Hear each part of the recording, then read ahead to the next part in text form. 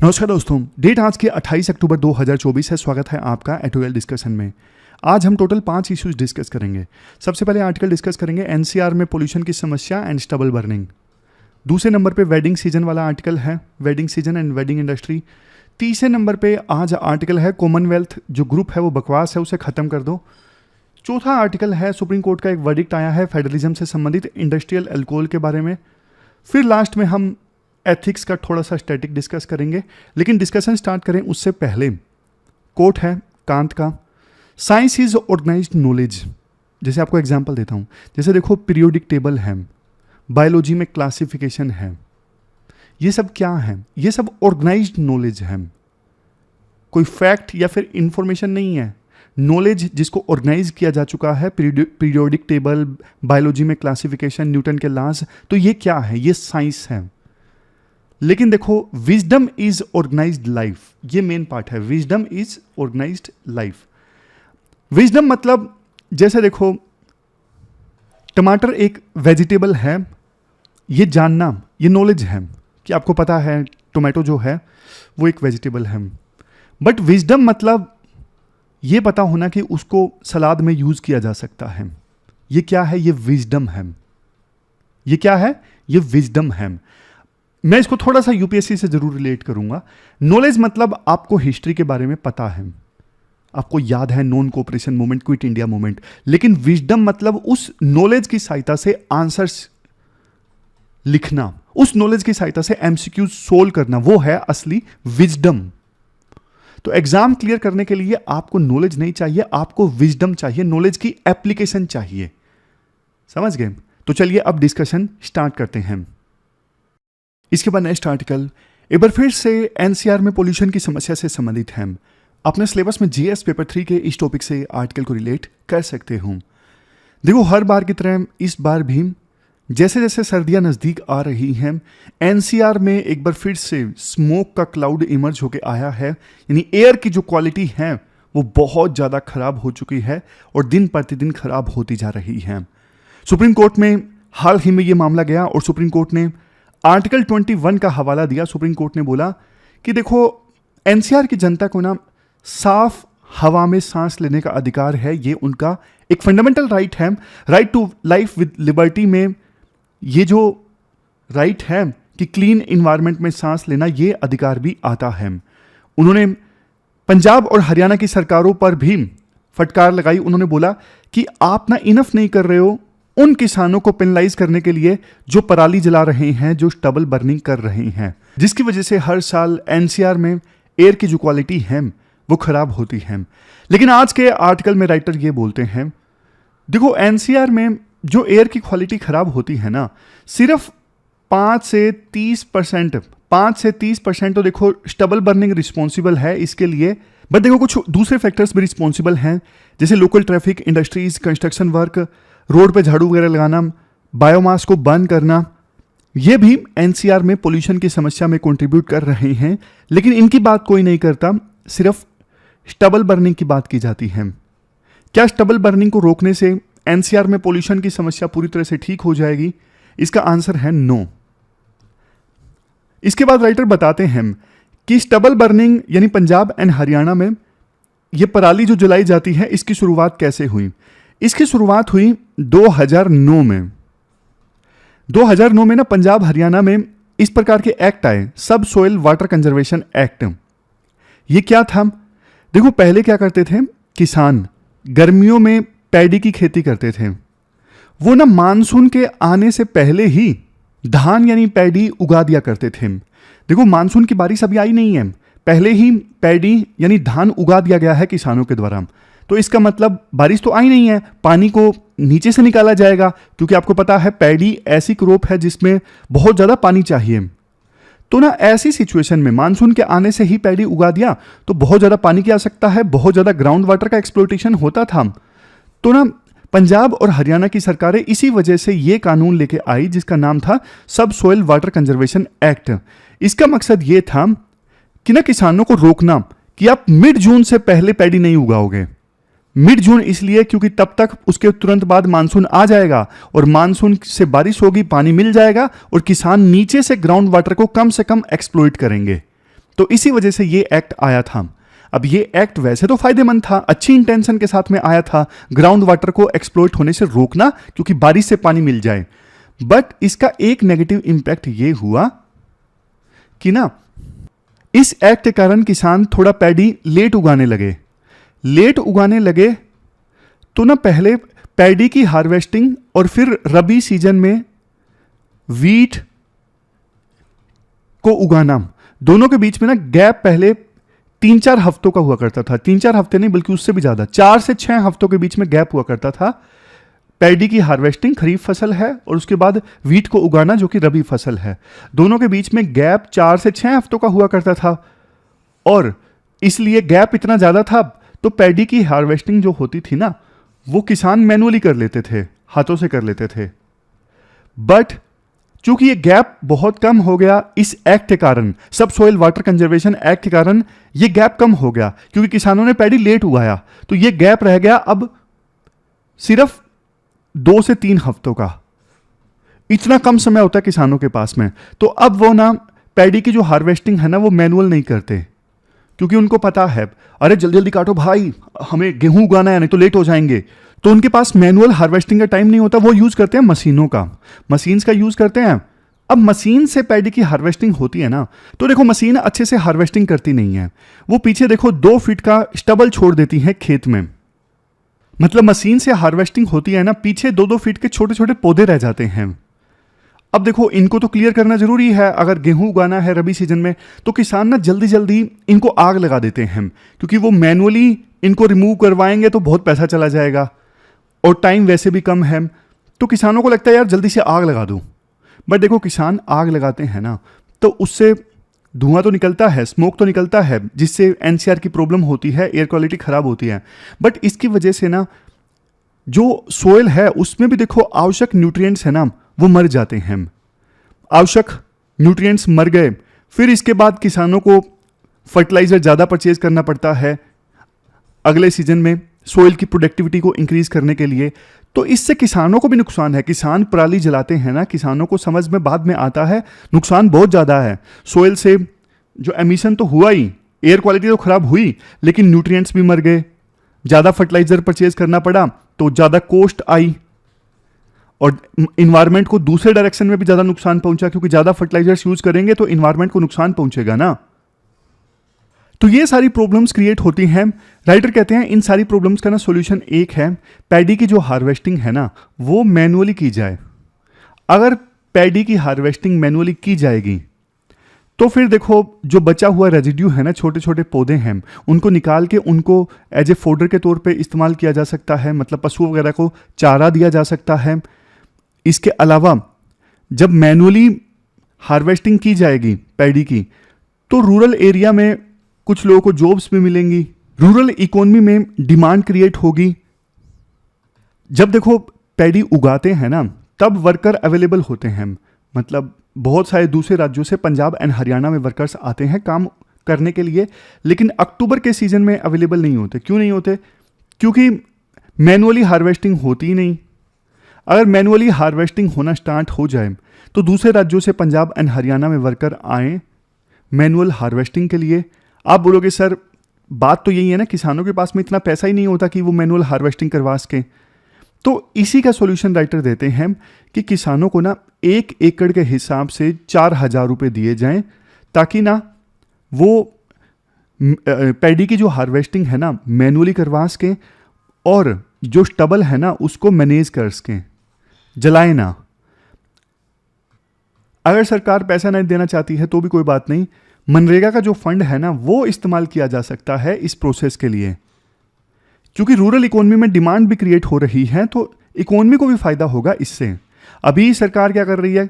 अभी सरकार किसानों को पेनलाइज करती है, मतलब फाइन लगाती है, और जो मशीन्स हैं, कुछ दूसरी मशीन्स जिनसे हार्वेस्टिंग अगर की जाए तो स्टबल कम बचता है, उन मशीन्स को सरकार सब्सिडाइज कर रही है।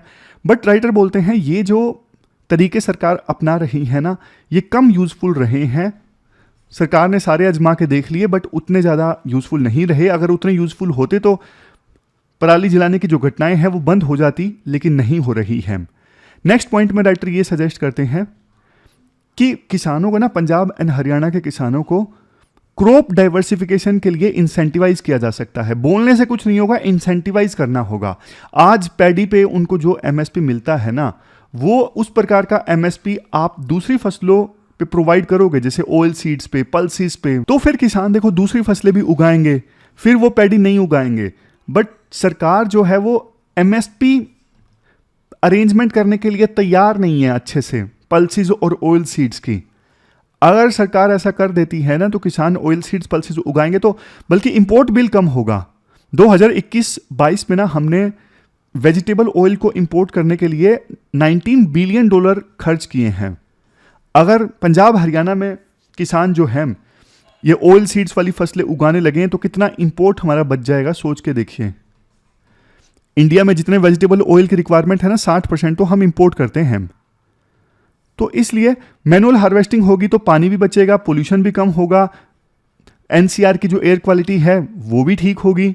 वैसे देखो, क्लाइमेट चेंज की समस्या को एड्रेस करने के लिए जब नेगोशिएशन होती है विभिन्न देशों के बीच में, $100 बिलियन की बात की जाती है, लेकिन इतनी बड़ी समस्या है स्टबल बर्निंग, तो सरकार कुछ पैसे तो देखो इन्वेस्ट कर सकती है। विन विन सिचुएशन है, किसानों को भी फायदा होगा, सरकार को भी फायदा होगा, इन्वायरमेंट को भी फायदा होगा, सबको फायदा होगा।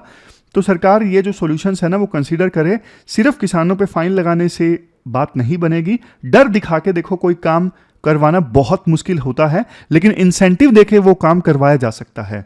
तो यहाँ पे किसानों को ना इंसेंटिव देने की जरूरत है, ना कि डर दिखाने की जरूरत है, डंडा दिखाने की जरूरत है। इसके बाद नेक्स्ट आर्टिकल देखो, बिजनेस स्टैंडर्ड का इंडिया की वेडिंग इंडस्ट्री से संबंधित है। आप सिलेबस में जीएस पेपर 1 के इस टॉपिक से, salient features of Indian society topic से आर्टिकल को रिलेट कर सकते हो। क्या कंटेस्ट है? देखो, हमारे देश में ना पहले वेडिंग्स हुआ करती थी, नॉर्मल धार्मिक रिचुअल हुआ करते थे, मतलब 15 मिनट में, 20 मिनट में शादी निपट गई। आगे पीछे के भी इवेंट्स कुछ खास नहीं हुआ करते थे, जैसे आज के समय में मेहंदी वगैरह, संगीत, ये सारे कार्यक्रम होते हैं। पहले देखो शादियों में ना काफ़ी डाइवर्सिटी हुआ करती थी, जैसे साउथ इंडिया की शादी अलग, मराठी शादी अलग, बंगाली शादी अलग, नॉर्थ इंडिया में पंजाबी शादी अलग, मतलब अलग अलग रीजन्स में डाइवर्सिटीज थी कि कैसे शादी होगी, अलग अलग जगह पे अलग अलग रीति रिवाज, ये सब चीज़ें। और होटल्स वगैरह जो थे ना, ये शादियों को कैटर नहीं किया करते थे। इनको लगता था कि शादी एक मैसी इवेंट है जिसमें बहुत सारी छोटी छोटी चीज़ों पे ध्यान दिया जाता है। तो इसलिए ये होटल्स, रिसोर्ट्स, ये ना दूसरे इवेंट्स है, जैसे कॉर्पोरेट वर्ल्ड का कोई इवेंट है, कोई कॉन्फ्रेंस है, इन्हीं को ज़्यादा तवज्जो दिया करते थे कि हाँ भाई इनसे ही मेन कमाई है। शादी वगैरह ऑर्गेनाइज करना बहुत डिफिकल्ट काम है, मैसी काम है।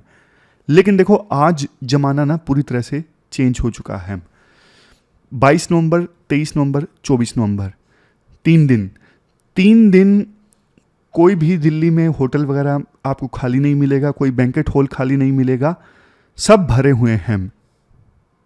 आज के समय में इवन जो मल्टीनेशनल होटल चेन्स हैं ना, जैसे रेडिसन वगैरह, हिल्टन वगैरह, ये जो होटल हैं एमएनसीज वाले, इवन ये भी शादी को ऑर्गेनाइज करने के लिए स्पेशल सर्विसेज प्रोवाइड कर रहे हैं।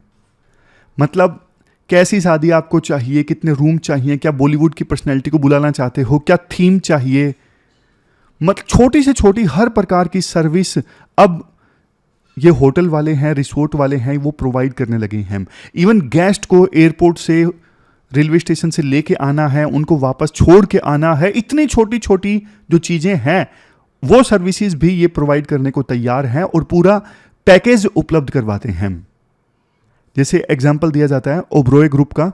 ओबरॉय होटल चैन है ना, इनकी पहले पॉलिसी थी नो वेडिंग, कि हम हमारे होटल में ना वेडिंग नहीं अलाउ करते, but now even they are desperate कि आप हमारे यहाँ पे शादी कर लो। पहले देखो सिर्फ जो अल्ट्रा रिच क्लास के लोग थे वो लेविश शादियाँ करवाया करते थे अपने बेटों की, बेटियों की, बट अब जो अपर मिडिल क्लास है वो भी देखो दिखाने में विश्वास करता है, क्योंकि अब डिस्पोजेबल इनकम बढ़ी है हमारे देश में और कंज्यूमर स्पेंडिंग बढ़ी है। तो इवन अब अपर मिडिल क्लास के लोग भी खर्च करने को तैयार हैं। इस वजह से ये जो वेडिंग कल्चर है, मतलब धूमधाम से शादी करना और पूरा एंटरटेनमेंट का तड़का उसमें, और मल्टी डे इवेंट होगा। शादी होना मतलब एक दिन मेहंदी, एक दिन संगीत, ये ऐसे ऐसे डिवाइड करके दिन होंगे। ये जो कल्चर है अब काफ़ी ज़्यादा बढ़ गया है। और शादियों के पैकेज इस प्रकार से होटल्स प्रोवाइड करते हैं। 1 करोड़ से नीचे का पैकेज, 1 से 5 करोड़ से बीच का पैकेज, अबव 5 करोड़, ये सब। और हर एक जो पैकेज है उसमें अलग अलग सर्विसेज, फॉर एग्जांपल वीडियोग्राफी होगी, ये हम सर्विस प्रोवाइड करेंगे, इसके अलग चार्ज, क्योंकि होटल वालों को पता है इसमें फ़ायदा है। एक तो देखो पूरा होटल बुक हो जाता है और अलग अलग चीज़ों के लिए उन्हें पैसा मिलता है। फॉर एग्जांपल फूड के लिए अलग पैसा, इवेंट ऑर्गेनाइज करने के लिए अलग पैसा, और ट्रांसपोर्ट में भी वो कमा लेते हैं, गेस्ट को लाना छोड़ के आना, हर एक चीज़ में उनका पैसा बनता है। इसलिए वो ये सब सर्विसेज प्रोवाइड करने को तैयार हैं। कुछ रिपोर्ट्स कहती हैं कि ये जो वेडिंग इंडस्ट्री है ना, 4th लार्जेस्ट इंडस्ट्री है इंडिया में। एनुअल स्पेंडिंग है $130 मिलियन। पता नहीं किस हिसाब से ये 4th लार्जेस्ट इंडस्ट्री बोल रहे हैं। सर्विस इंडस्ट्री की बात होगी या तो, क्योंकि इंडस्ट्री तो हमारे देश में इतनी बड़ी बड़ी है, 4th लार्जेस्ट कैसे हो सकता है। जैसे टेक्सटाइल इंडस्ट्री इतनी बड़ी है, ऑटोमोबाइल इंडस्ट्री इतनी बड़ी है, तो उनके मुकाबले में ये वेडिंग इंडस्ट्री $130 मिलियन की, क्या ये चौथे नंबर पे हो सकती है? क्या मैं कुछ मिस कर रहा हूँ क्या? आप बताइए कमेंट बॉक्स में। इसके बाद राइटर बोलते हैं, देखो 2 फेस्टिवल इंडिया में ऐसे हैं जो पूरे परिवार को यूनाइट कर देते हैं। एक तो दिवाली पे आमतौर पे कोशिश ये होती है कि लोग अपने घर में जाके ही दिवाली सेलिब्रेट करें, बट बहुत से लोग ऐसे भी होते हैं जो किसी कारणवश नहीं जा पाते हैं घर। यूपीएससी एस्पायरेंट्स को मैं कई बार देखता हूँ मजबूरियों के चलते नहीं जा पाते हैं। जब मैं तैयारी करता था तो बीच में मैं भी नहीं जा पाया था, और इवन इत्तेफाक से इस बार भी नहीं जा पाऊंगा। खैर, बात यह है कि दिवाली एक ऐसा फेस्टिवल है जो परिवार को यूनाइट करता है। उसके बाद देखो वेडिंग एक ऐसा फेस्टिवल है, फेस्टिवल नहीं है, वेडिंग एक ऐसा मौका होता है जो परिवार को यूनाइट कर देता है। तो परिवार जब यूनाइट होता है तो फिर बहुत सारे इवेंट्स रखे जाते हैं ताकि परिवार डांस करे, एंटरटेनमेंट हो जाए थोड़ा। बट एक दिक्कत देखो ये है, वेडिंग्स ना स्टैंडर्डाइज हो रही हैं। जैसे मैंने शुरुआत में आपको आर्टिकल में बताया ना कि पहले हर एक रीजन में ना अलग तरह की शादी हुआ करती थी, बट अब ना एक फेनोमेनन देखने को मिल रहा है, ये पंजाबीफिकेशन या फिर बॉलीवुडाइजेशन। मतलब बॉलीवुड की मूवीज में जैसा शादी दिखाया जाता है, ये देखो पंजाबीफिकेशन या फिर बॉलीवुडिफिकेशन। बॉलीवुड की मूवीज में या फिर पंजाबी शादियां जैसी होती हैं ना, वैसी ही शादियां आज देश के अलग अलग इलाकों में होने लगी हैं। मतलब मेहंदी, संगीत, ये ज़्यादा बॉलीवुड में दिखाया जाता है, पंजाबी शादियों में होता है। तो अब यही चीज़ दूसरी जगहों पे भी फॉलो होने लगी है। स्टैंडर्ड शादी होने लगी हैं, जो वैसे देश के लिए अच्छी चीज़ नहीं है। अच्छी चीज़ तभी होती है ना, तो अलग अलग जगह का कल्चर जो है मेंटेन रहे, डाइवर्सिफिकेशन मेंटेन रहे। लास्ट में देखो ये बोला जा सकता है, देखो देश में कंज्यूमर स्पेंडिंग बढ़ रही है, लोगों में कॉन्फिडेंस आया है, उनकी डिस्पोजेबल इनकम बढ़ी है, खर्च करने से डरते नहीं है, ये सब चीज़ें ठीक हैं। जनता का पैसा है, जैसा वो यूज़ करना चाहें वैसे यूज़ करेंगे, और जिस चीज़ से उन्हें खुशी मिलती है वो उन्हें करना चाहिए। बट बात ये है, ये जो लेविस शादियां हैं, शो ऑफ करने का कल्चर ना बन जाए। मतलब ऐसा ना हो कि कोई गरीब पर्सन हो उसके ऊपर ओब्लिगेशन बन जाए कि हाँ ऐसे शादी करनी है तभी समाज में प्रतिष्ठा रह सकेगी। जो कि पंजाब में देखा भी गया है कि कई जो लोग हैं कर्ज लेकर अपनी बेटियों की शादी या बेटों की शादी धूमधाम से करते हैं, कर्ज लेके। क्यों? क्योंकि उनके ऊपर कई बार एक ओब्लिगेशन होता है कि शादी तो ऐसे करनी पड़ेगी अगर समाज में अपनी इज्जत मेंटेन करके रखनी है। तो ऐसा नहीं होना चाहिए, एक ओब्लिगेशन ना बन जाए, शो ऑफ का तरीका ना बन जाए। चलो खुशी मिल रही है वो अलग बात है, पॉइंट समझ रहे हो ना, दोनों चीजों में एक फर्क है। एक कोई बंदा खुशी खुशी करता है शादी, एंटरटेनमेंट होता है खुशी खुशी। एक है कि वो इतना बर्डन बन गया कि नहीं ऐसे ही करनी पड़ेगी, नहीं तो रिश्तेदार बहुत ज़्यादा सुनाएंगे, नहीं तो समाज में हमारी थू थू हो जाएगी। फिर देखो गलत है, फिर गरीब लोगों का शोषण होने लगता है, फिर लोग कर्ज के बोझ तले दब जाते हैं। एक दिन का मतलब 2-3 दिन का इवेंट होता है शादी का, लेकिन जिंदगी भर फिर वो कर्ज चुकाने में लग जाते हैं। और शादियों से देखो बहुत सारे लोगों को रोजगार भी मिलता है, और एक बढ़िया इंडस्ट्री है जो बहुत से लोगों को रोजगार प्रोवाइड करती है। इसके बाद नेक्स्ट आर्टिकल कॉमनवेल्थ ग्रुप से संबंधित है। आप सिलेबस में जीएस पेपर सेकंड के इस टॉपिक से आर्टिकल को रिलेट कर सकते हो। क्या कंटेस्ट है? देखो कॉमनवेल्थ ग्रुप के बारे में पहले थोड़ी सी जानकारी डिस्कस कर लीजिए। कॉमनवेल्थ ग्रुप बना था 1949 में लंदन डिक्लेरेशन के एडोप्ट करने के बाद में। वो देश जो कभी ब्रिटिश एम्पायर का पार्ट हुआ करते थे, मेनली देखो उन देशों से मिल के बना है ये ग्रुप, कॉमनवेल्थ ग्रुप। लेकिन अगर मैं आपसे क्वेश्चन पूछूं, क्या सभी देश जो अभी कॉमनवेल्थ का पार्ट हैं, क्या वो ब्रिटिश एम्पायर का पार्ट थे? इसका आंसर है नो। मैं आपसे ये पूछता हूं, ऐसा कौन सा देश है, बताइए ऐसे कौन से देश या फिर कौन सा देश है जो अभी कॉमनवेल्थ का पार्ट है लेकिन वो कभी ब्रिटिश एम्पायर का पार्ट नहीं था? बताइए, कमेंट बॉक्स में आप बताइए। इसी स्लाइड में आंसर है, लेकिन देखिएगा मत, अपने से थोड़ा दिमाग लगा के सोचिएगा। अच्छा, एक और देश, एक और क्वेश्चन पूछता हूं, क्या वो सारे देश कभी जो ब्रिटिश एम्पायर का पार्ट हुआ करते थे, क्या वो ऑटोमेटिकली इस ग्रुप का मेंबर बन गए? इसका आंसर भी है नो। ये भी आपको बताना है। एग्जाम्पल बताइए, जैसे एक तो चलो मैं ही बता देता हूं, यूएसए भी कभी ब्रिटेन की कॉलोनी हुआ करता था, यूएसए कॉमनवेल्थ ग्रुप का पार्ट नहीं है। और आप बताइए ऐसे कौन से देश हैं जो कभी ब्रिटिश एम्पायर का पार्ट थे बट इस ग्रुप का पार्ट नहीं है? इस ग्रुप की जो मेंबरशिप है वो देखो वॉलंटरी है, हर 2 साल में समिट होता है इस ग्रुप का, और हर 4 साल बाद इस ग्रुप के ना स्पोर्ट्स भी ऑर्गेनाइज होते हैं, कॉमनवेल्थ गेम्स जिन्हें बोला जाता है। पिछला समिट 2022 में रवांडा में हुआ था। रवांडा का ट्रैक रिकॉर्ड खराब था ह्यूमन राइट्स के बारे में, तब काफ़ी क्रिटिसिज्म भी हुआ था कि रवांडा में क्यों कर रहे हो। इस बार समोआ में समिट हो रहा है। समोआ है कहाँ पे? समोआ देखो एक छोटा सा आइलैंड कंट्री है। ये देखो ऑस्ट्रेलिया के पास में है, न्यूजीलैंड और हवाई के बीच में है। ये देखो समोआ छोटा सा आइलैंड कंट्री है।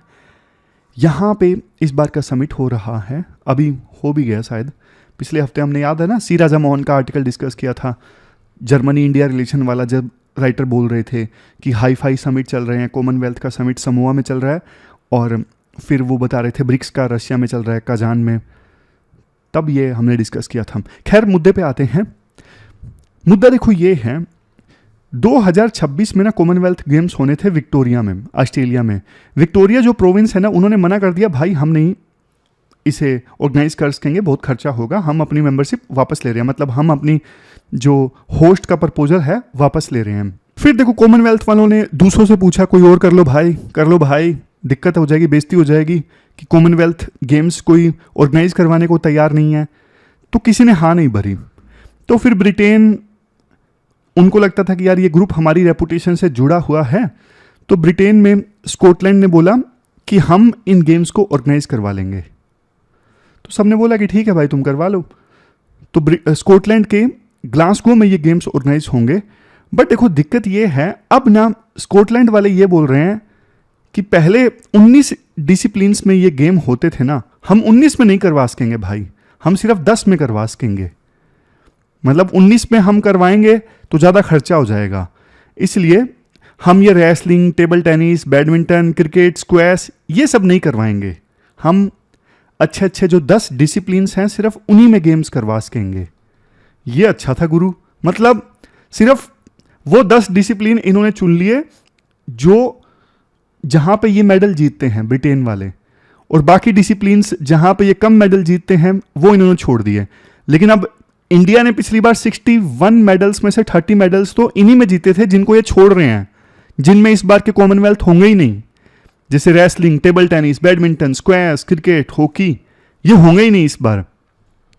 तो राइटर बोलते हैं ये क्या बेवकूफ़ी है भाई, आपको ना, आप बोलते हो हमारे पास पैसे नहीं है इन डिसिप्लिन्स में गेम्स ऑर्गेनाइज करवाने के लिए, तो बर्मिंघम को चूज कर लेते। बर्मिंघम में एग्जिस्टिंग इंफ्रास्ट्रक्चर है, वहां पे ऑलरेडी इनमें से कुछ डिसिप्लिन्स में गेम्स करवाए जा सकते थे।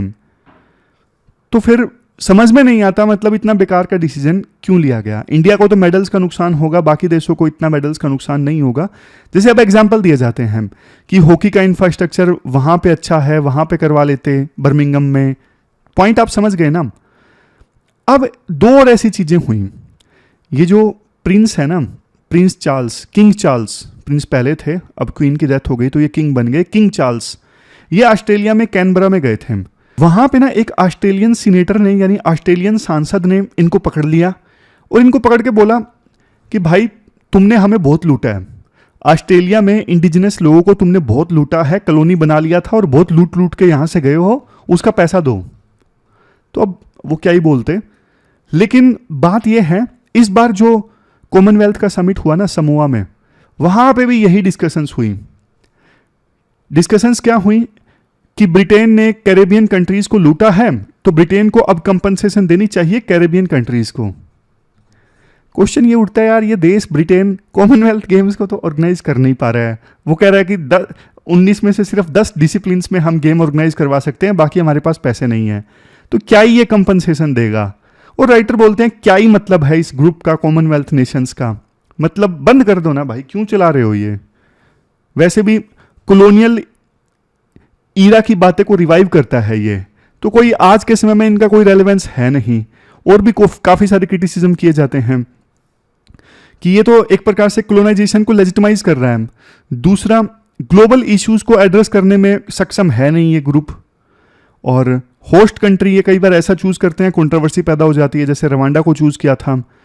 मेंबर्स के बीच में कोई कोहेसन नहीं है, कोई कैसा है कोई कैसा है। ना तो ये ब्रिटेन साम्राज्य का पार्ट थे सभी मेंबर्स, ना ही ऐसा है कि ब्रिटेन साम्राज्य का सभी देश जो मेंबर थे वो इसके मेंबर बन गए हों। कुछ भी नहीं है, फंडिंग कोई देता नहीं है इस ग्रुप के लिए।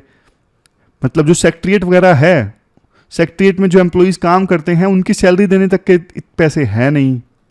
तो इन सब पॉइंट्स को देखते हुए राइटर बोलते हैं भाई ये दुकान बंद कर दूं। इससे अच्छा और बढ़िया बढ़िया ऑर्गेनाइजेशन है, जैसे ब्रिक्स है, एससीओ है, यहाँ पे ज़्यादा दिमाग लगा लो।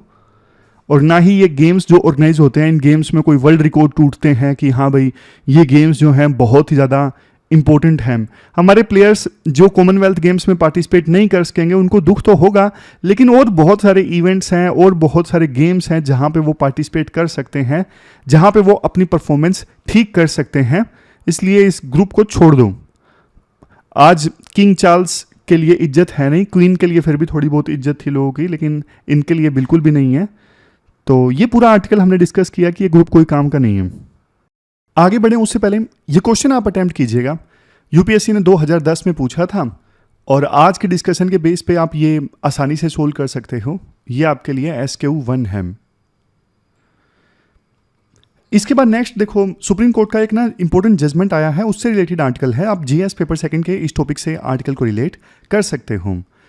फेडरलिज्म को मजबूत करने वाला आर्टिकल है।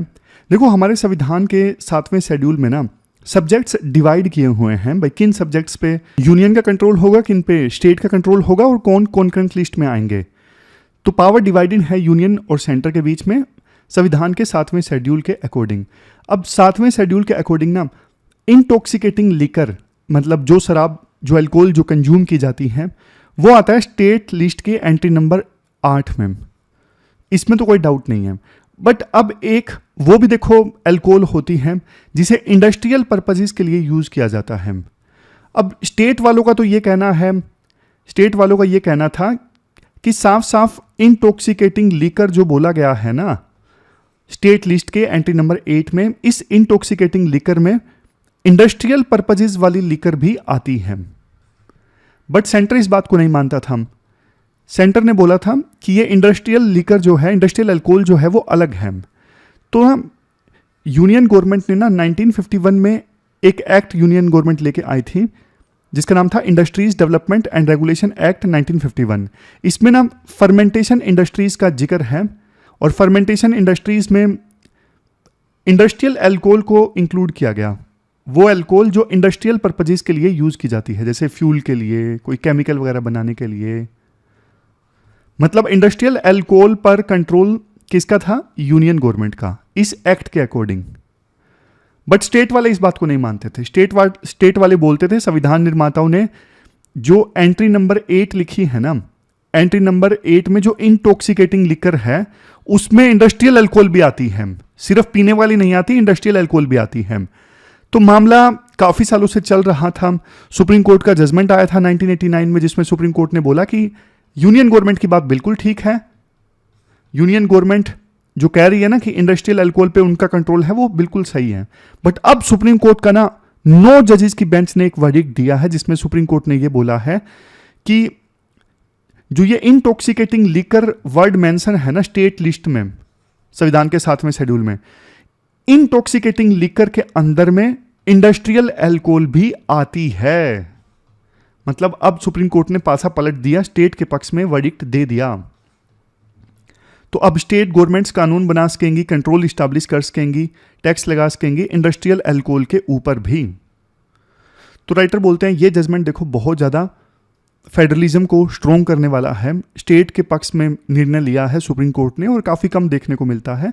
सुप्रीम कोर्ट ने एक और वर्डिक्ट भी दिया था कुछ समय पहले मिनरल राइट्स से संबंधित, कि स्टेट्स के पास में मिनरल राइट्स और मिनरल बियरिंग लैंड पे टैक्स लगाने का कंट्रोल है, टैक्स लगाने की पावर है, जो पहले सेंट्रल गवर्नमेंट के पास हुआ करती थी।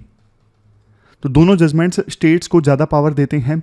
ये जजमेंट जो था सुप्रीम कोर्ट का 9 जजेस की बेंच का, 8 जजेस ने सेम व्यू प्रकट किया, लेकिन 9वीं जो जज थी ना, जस्टिस BV नागरत्ना, इन्होंने बोला कि यार गलत बात है।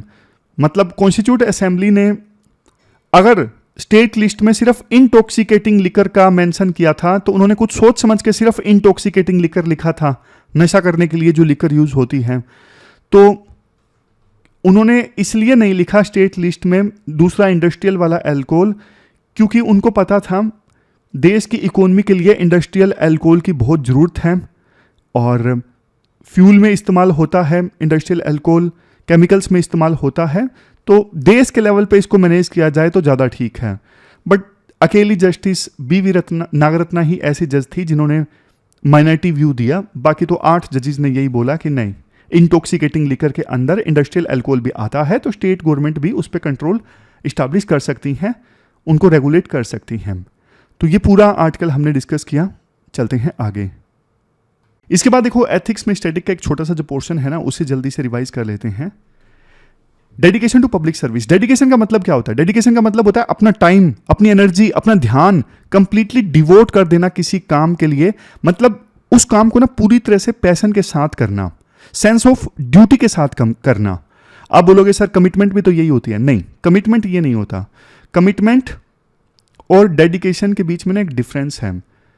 कमिटमेंट मतलब जैसे कोई पर्सन, उसकी ड्यूटी का टाइम है 9 से 5, तो वो एग्जैक्ट 9 बजे आ जाएगा, अपनी ड्यूटी के प्रति वो कमिटेड है, लेट नहीं करेगा और 5 बजे चला जाएगा। ये है 9 से 5, वो अपनी ड्यूटी के प्रति कमिटेड है, जो उसको बोला गया है वो अच्छे से करता है।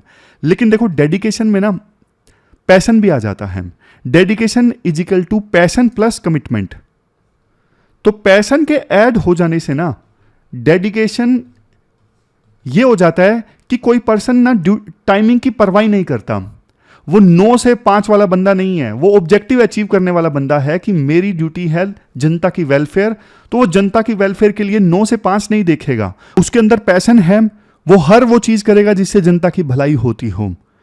मतलब वो पब्लिक गुड्स को प्रायोरिटी देगा, वो अपनी ड्यूटी को एक पैशन के साथ करेगा, ड्यूटी नहीं समझेगा कि हाँ ये मेरा काम है। वो उससे ऊपर बढ़ के सोचेगा, पर्सनल इंटरेस्ट से ऊपर बढ़ के काम करेगा, जिसके अंदर पब्लिक सर्विस के प्रति डेडिकेशन है।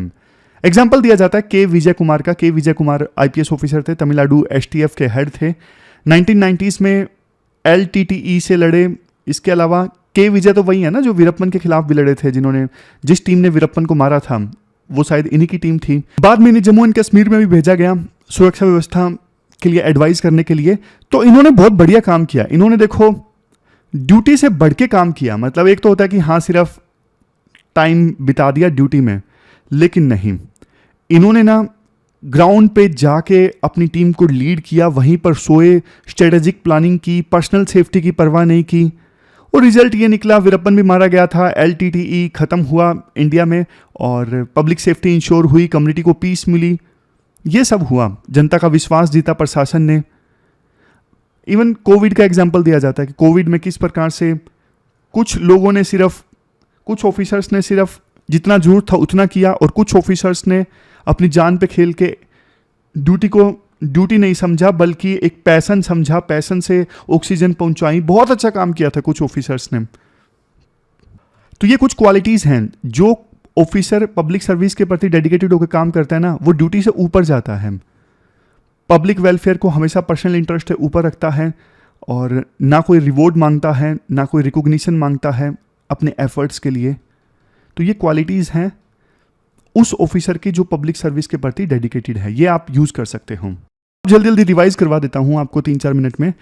एनसीआर में जो हमने इशू डिस्कस किया था पोल्यूशन वाला, सुप्रीम कोर्ट ने बोला आर्टिकल 21 के अंतर्गत एनसीआर के लोगों को क्लीन हवा में सांस लेने का अधिकार है। उन्होंने किसानों को पेनलाइज करने की बात कही। राइटर ने यह बोला कि एनसीआर में पोल्यूशन की समस्या सिर्फ स्टबल बर्निंग की वजह से नहीं है, वो तो सिर्फ 5 से 30% है। बाकी local traffic, industries, construction, road sweeping, biomass burning, ये सब रिस्पॉन्सिबल है। रूट क्या है प्रॉब्लम का? रूट ये है 2009 में ना एक एक्ट आया था जिसके बाद मिड जून के बाद ही पंजाब हरियाणा में किसान पैडी की खेती कर सकते हैं। तो वो ये एक्ट आया तो इसलिए था कि ग्राउंड वाटर को बचाया जा सके, बट ना क्रॉप का साइकिल डिले हो गया बाय 2-3 हफ्ते। अब नेक्स्ट फसल उगाने के लिए किसानों के पास में टाइम नहीं होता, सिर्फ 2-3 हफ्ते का टाइम होता है। वो पहले मैनुअल पैडी की हार्वेस्टिंग किया करते थे, अब मशीनों से करते हैं। पौधा रह जाता है स्टबल वाला जिसे वो जला देते हैं। जलाने से बहुत नुकसान भी होता है, सॉइल में न्यूट्रिएंट्स मर जाते हैं, फर्टिलाइजर्स ज़्यादा लगता है।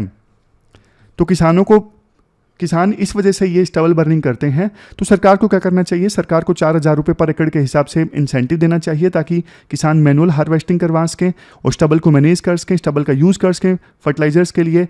इसके अलावा न्यूट्रिएंट्स भी नहीं मरेंगे, ये सब फ़ायदा हो जाएगा। और किसानों को मोटिवेट किया जा सकता है कि आप क्रॉप डाइवर्सिफिकेशन करो, दूसरी फसलें उगाओ, इससे सरकार का इंपोर्ट बिल कम होगा, वेजिटेबल ऑयल्स हमारे देश में ही प्रोड्यूस होंगे। मनरेगा के साथ लिंक किया जा सकता है, 4,000 रुपये सरकार जो दे मैनुअल हार्वेस्टिंग के लिए। तो ये पूरा आर्टिकल था। फिर हमने ये इंडस्ट्रियल अल्कोहल वाला आर्टिकल डिस्कस किया था। 7वें शेड्यूल के एंट्री 8 में स्टेट लिस्ट में 7वें शेड्यूल के एंट्री 8 में स्टेट लिस्ट में इंटॉक्सिकेटिंग लिकर की बात कही गई है, बट सेंटर ने 1951 में एक एक्ट बना दिया और बोला कि इंटॉक्सिकेटिंग लिकर तो आपका सब्जेक्ट है बट इंडस्ट्रियल अल्कोहल हमारा है। 1989 में सुप्रीम कोर्ट ने वर्डिक्ट दिया था और बोला था कि सेंट्रल गवर्नमेंट सही बोल रही है, इंडस्ट्रियल अल्कोहल जो है सेंटर इसे कंट्रोल करेगी। बट अब सुप्रीम कोर्ट की 9 जजेस की बेंच आई है, सुप्रीम कोर्ट ने बोल दिया है कि 7वें शेड्यूल में जो ये इंटॉक्सिकेटिंग लिकर बोला गया है स्टेट लिस्ट में, इसमें इंडस्ट्रियल अल्कोहल भी आएगा, तो स्टेट का इस पे भी कंट्रोल होगा। फेडरलिज्म को मजबूत बनाने वाला ये एक्ट जजमेंट है सुप्रीम कोर्ट का, अच्छा है। फिर हमने ये वेडिंग वाला आर्टिकल डिस्कस किया था। ट्रेडिशनल शादियाँ तो देखो 10-15 मिनट में निपट जाती थी, बट अब शादियाँ वैसी नहीं हैं।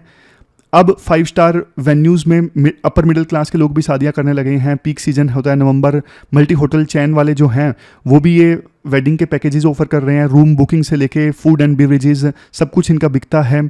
और ओबरॉय ग्रुप जो पहले शादियाँ अलाउड नहीं करता था, अब मारा फिर रहा दे दो। शादियों की अब स्टैंडर्डाइजेशन हो गया है, बॉलीवुडिफिकेशन और पंजाबीफिकेशन हो गया है, स्टैंडर्ड शादियाँ हो गई हैं अब।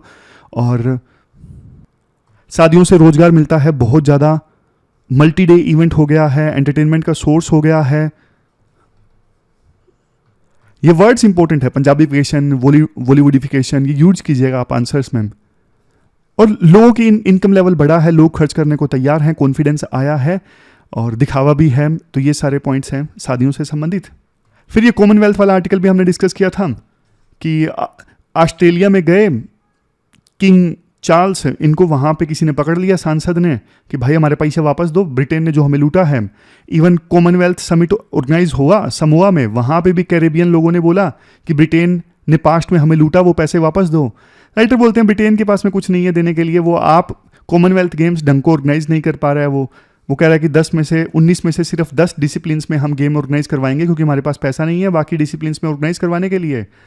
तो कुल मिला के आर्ग्यूमेंट्स हमने इस आर्टिकल में डिस्कस किए थे कि देखो इंडिया को तो नुकसान होगा, 19 के बजाय 10 डिसिप्लिन्स में गेम्स ऑर्गेनाइज होंगे, बाकी देशों को भी होगा लेकिन उतना नहीं जितना इंडिया को होगा। लेकिन इस ऑर्गेनाइजेशन को बंद कर देना चाहिए, कोई काम की नहीं है, कोई रेलेवेंस नहीं है, कोई इशू नहीं उठाती, पैसा कोई देता नहीं है सेक्रेटरीट चलाने के लिए और कोई कोहेरेंसी नहीं है इस ग्रुप में, इसलिए बंद कर दो इस ग्रुप को। लास्ट में ये क्वेश्चन आपको अटेम्प्ट करना है, कॉमनवेल्थ ग्रुप से संबंधित 15 मार्क्स का क्वेश्चन है, 250 वर्ड्स में अटेम्प्ट करना है। तो ये थी हमारी आज की डिस्कशन। फिलहाल इस डिस्कशन में इतना ही है, आप अच्छे से पढ़िए, कल मिलते हैं फिर से एक नई डिस्कशन के साथ। तब तक अपना ख्याल रखिए। Thank you very much for discussion.